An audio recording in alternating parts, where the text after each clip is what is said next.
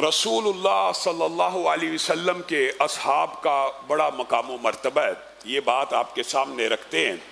اسی طرح رسول اللہ صلی اللہ علیہ وسلم کے اہل بیت کا بھی بڑا مقام و مرتبہ ہے، اور رسول اللہ کے اہل بیت کے حوالے سے ان کے بیویوں کا اس میں شامل ہونا، اس حوالے سے بھی آپ کے سامنے گزارشات کو رکھ چکا ہوں۔ آج جس موضوع کو رکھنا ہے وہ رسول اللہ صلی اللہ علیہ وسلم کے دو نواسوں کی قدر و منزلت، سیرت اور شان اور عظمت کو بیان کرنا مطلوب و مقصود ہے، کہ جس کے بارے میں یہ دعویٰ کیا جاتا ہے کہ اہل سنت ان کے مناقب، ان کی شان، ان کے فضائل کو بیان نہیں کرتے۔ یہ سراسر جھوٹا دعویٰ ہے اور سراسر جھوٹ کے اوپر مبنی ایک مغالطہ ہے۔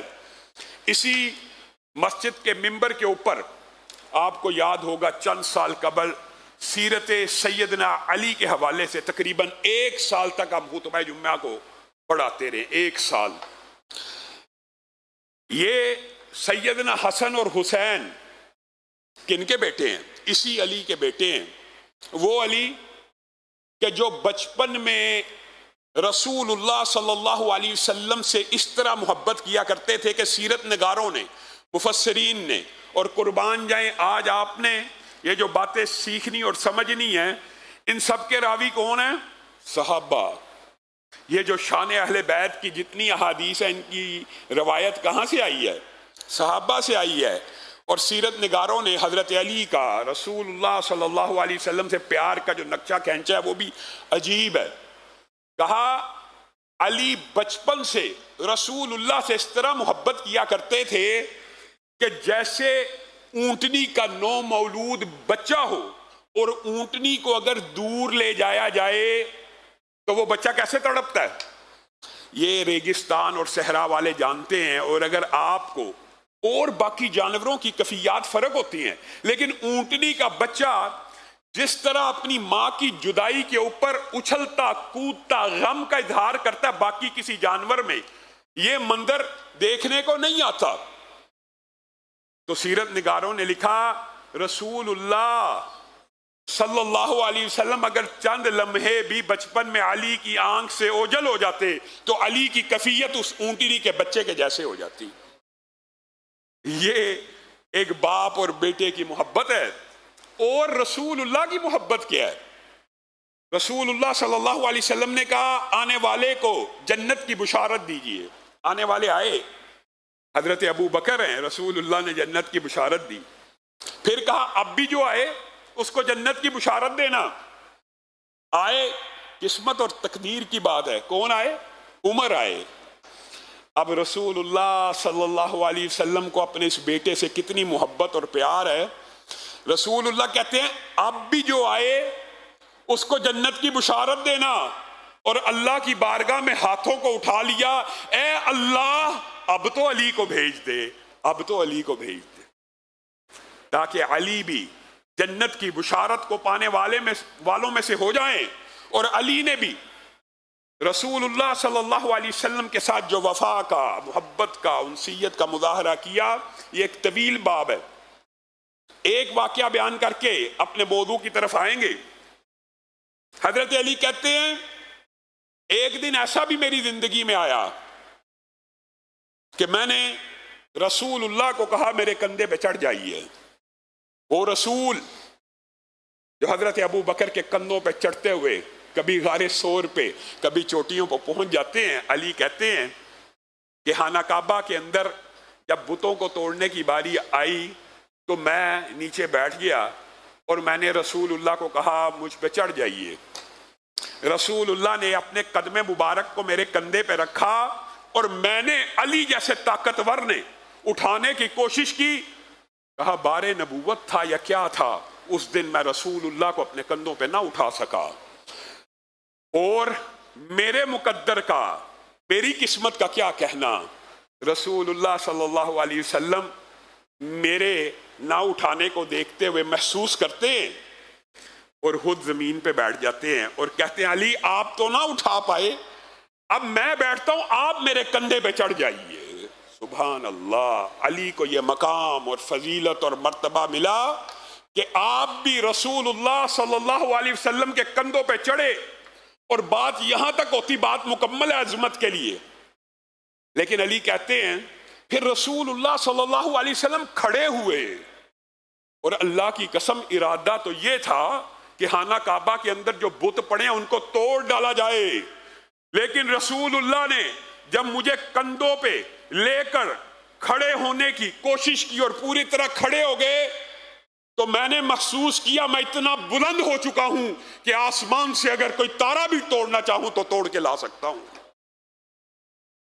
یہ وہ عظیم ہستیاں ہیں کہ جن کے گھر میں، اور یہ بھی ایک طویل باب ہے، آپ کے سامنے پہلے رکھا تھا سیرت علی میں، حضرت علی کی لونڈی بار بار کہہ رہی ہے فاطمہ کو رشتے کے پیغام آنا شروع ہو چکے ہیں رضی اللہ عنہا، آپ بھی بھیجیے۔ ایک طویل باب ہے، خیر رشتہ ہو گیا، اس کے اندر بھی حضرت عثمان کا اثار شامل ہے۔ حق مہر کے اندر رشتہ طے پانے کے بعد اللہ رب العزت نے پہلا بیٹا عطا کیا، بیٹے کو گود میں اٹھایا ہوا ہے، رسول اللہ صلی اللہ علیہ وسلم گھر تشریف لے کے آ گئے، کہا ہاں علی مبارک ہو، جو ایک باپ اور بیٹا آپس میں گفتگو کرتے ہیں، کیا نام رکھا ہے؟ حرب، جنگ، جنگجو۔ جس طرح میں نے آپ کے لیے، اسلام کے لیے جنگیں لڑی ہیں، بدر کے مارکے طے کیے ہیں، میں چاہتا ہوں میرا بیٹا بھی حرب ہو، بڑا ہو کے اسلام کے لیے جنگیں لڑے، قربان ہو جائے۔ حرب کا معنی ہوتا ہے جنگ۔ عربوں میں ایسے نام رکھنے کا رواج عام تھا جو جرت و بہادری کا استعارہ ہوں۔ رسول اللہ صلی اللہ علیہ وسلم نے کہا بل حسن، اس کا نام حرب نہیں ہوگا علی، اس کا نام میں محمد صلی اللہ علیہ وسلم رکھوں گا اور اس کا نام حسن ہوگا۔ 1 سال تقریباً گزرتا، 11 ماہ، اللہ نے دوسرا بیٹا دیا۔ پھر رسول اللہ صلی اللہ علیہ وسلم گھر تشریف لے کے آتے ہیں، علی اب کیا نام رکھا ہے؟ کہا حرب، اب بھی حرب ہی رکھا ہے۔ میں چاہتا ہوں جس طرح میں نے بدر کے اندر کفار کو شکستیں دی ہیں، اس طرح یہ میرا بیٹا بھی جنگجو بنے۔ کہا بل حسین، یہ حسین ہوگا۔ پھر بیٹا ہوا، پھر علی نے نام حرب رکھا، رسول اللہ صلی اللہ علیہ وسلم تشریف لے آئے، کہا بل محسن، یہ محسن ہوگا۔ اور محدثین نے بعد نے اس کی تفسیر بھی لکھی ہے کہ اللہ رب العزت نے ان ناموں کو چھپایا ہوا تھا اور رسول اللہ صلی اللہ علیہ وسلم نے اپنے نواسوں کا رکھ دیا، اور اس کے بعد امت میں عام ہو گئے۔ بعض روایات کے الفاظ تو یہاں تک ملتے ہیں، رسول اللہ نے حضرت علی کو یہ تک کہا جس طرح موسیٰ نے ہارون کی اولاد کے نام رکھے تھے نا، شبر، شبیر اور مشبر، اسی طرح میں تیرے بیٹوں کے نام رکھ رہا ہوں۔ ہاں لیکن جب بھی رسول اللہ صلی اللہ علیہ وسلم نے حضرت علی کے ساتھ یہ بات کی ہے نا، آپ کی میری نسبت ایسے ہے جیسے موسیٰ اور ہارون کی ہے، ساتھ میں یہ تنبیہ ضرور کی ہے، لیکن علی ایک بات یاد رکھنا، میرے بعد نبی کوئی نہیں، میرے بعد نبی کوئی نہیں، نسبت ہے، یہ نہ سمجھ لینا کہ نبوت کا سلسلہ جاری و ساری ہے، نبی کوئی نہیں ہے۔ تو رسول اللہ صلی اللہ علیہ وسلم نے نہ صرف نام رکھے بلکہ گڑتی بھی اپنی ہے۔ رسول اللہ کے لعاب جس بچے کے پہلے دن اس کے منہ میں چلا جائے اس کی قسمت اور خوش نصیبی کا کیا کہنا، اور رسول اللہ صلی اللہ علیہ وسلم ان بچوں سے پھر جیسے پیار کرتے ہیں وہ عجیب مناظر ہیں۔ کس نے نوٹ کیے؟ دشمنان صحابہ غور کریں کہ یہ سیدنا حسن کے واقعات پیدائش کے، سیدنا حسین کے واقعات پیدائش کے، اور ان کے بڑے ہونے کے، اور ان کے کھیلنے کے، اور ان کے رسول اللہ صلی اللہ علیہ وسلم کے ساتھ لاڈو پیار کے کس نے رقم کی ہیں؟ کس نے بتائے ہیں؟ صحابہ ہی نے تو بتائے ہیں۔ یہ تو دشمن ہیں آپ کے نزدیک، معاذ اللہ، عقل پہ پردہ۔ ابو ہریرہ بیان کرتے ہیں، اور 3 احادیث ہیں، مفہوم تینوں کو جوائنٹ کر کے آپ کے سامنے رکھوں گا۔ رسول اللہ صلی اللہ علیہ وسلم اپنے ان نواسوں سے اتنا پیار کیا کرتے تھے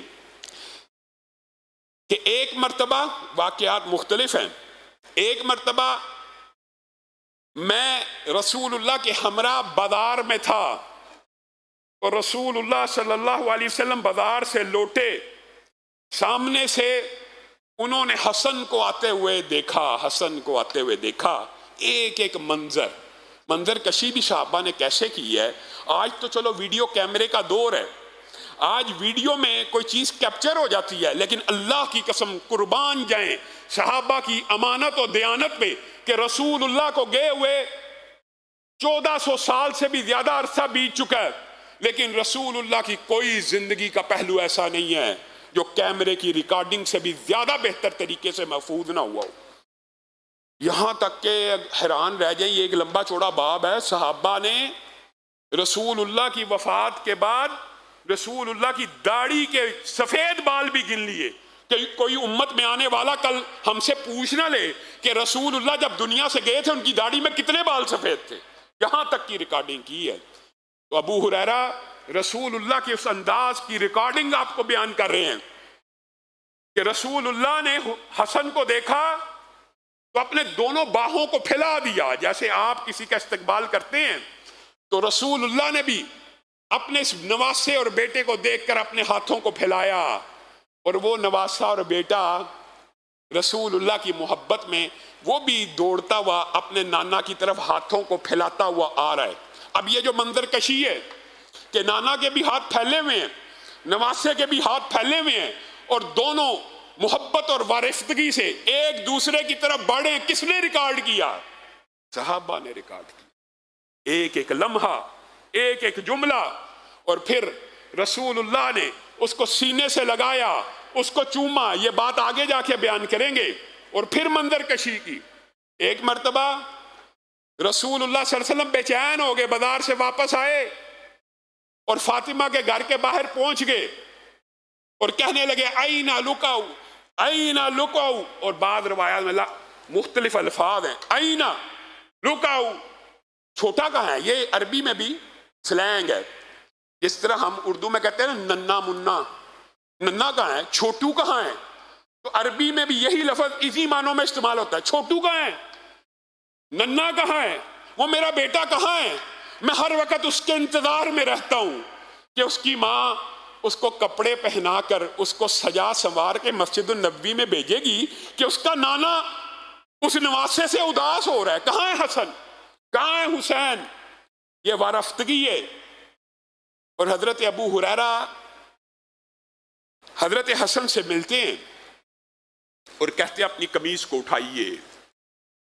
آپ اپنی قمیص کو اٹھا لیتے ہیں تو آپ کے پیٹ کے اوپر بوسہ دیتے ہیں اور کہتے ہیں یہ میں نے رسول اللہ صلی اللہ علیہ وسلم کی سنت کو ادا کیا ہے، کیونکہ میں دیکھا کرتا تھا آپ چھوٹے تھے تو رسول اللہ صلی اللہ علیہ وسلم جس طرح لاڈ پیار میں ماں باپ اپنے بچے کے کبھی پیٹ کو گدگداتے ہیں اور کبھی منہ رکھ کے چومتے ہیں اور کبھی ہوا بھر کے کھیلتے ہیں، ایک ایک چیز حضرت ابو ہریرہ بیان کر رہے ہیں کہ کبھی رخسار پہ بوسہ، کبھی پیٹ پہ بوسہ۔ اسی لیے محبت کے بہت سے انداز ہیں، چومنا، گلے لگانا، سر پہ ہاتھ پھیرنا، سینے سے لگا لینا، لیکن ایمانداری سے بتلائیے گا کیا محبت کا یہ انداز آپ نے کبھی سنا ہے؟ صحابہ بیان کرتے ہیں رسول اللہ اپنے ان دو نواسوں کو نہ صرف چوما کرتے تھے، نہ صرف پیار کیا کرتے تھے، نہ صرف محبت کیا کرتے تھے، بلکہ ان کو سونگا کرتے تھے۔ سبحان اللہ، سونگا کرتے تھے۔ سونگنا یہ محبت کی انتہا ہے۔ رسول اللہ صرف سونگتے نہیں تھے، پھر صحابہ کو اطلاع کرتے تھے یہ اس دنیا میں جنت کے دو پھول ہیں، میں ان کو سونگتا ہوں۔ رسول اللہ صلی اللہ علیہ وسلم اپنے نواسوں کو سونگتے تھے، ان سے صرف وارفتگی اور پیار اور بوسے کا تعلق نہیں تھا، محبت کی انتہا تھی۔ پھر رسول اللہ حضرت ابو ہریرہ ہی کے سامنے کہتے ہیں یہ میرا بیٹا، اکیلا ایک خاندان ہے حضرت حسین کے بارے میں، سبتم من الاسباط ہے، اکیلا پورا خاندان ہے، لوگوں کے بچے ہوتے ہیں لیکن یہ حسین میرا اکیلا ایک خاندان ہے۔